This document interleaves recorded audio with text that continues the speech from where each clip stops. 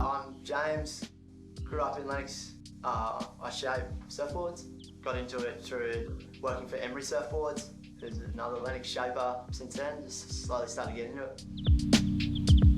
I've just been in the water, surfing with my mates around Lennox, in front of the pub, the point, just hanging out and just being at the beach.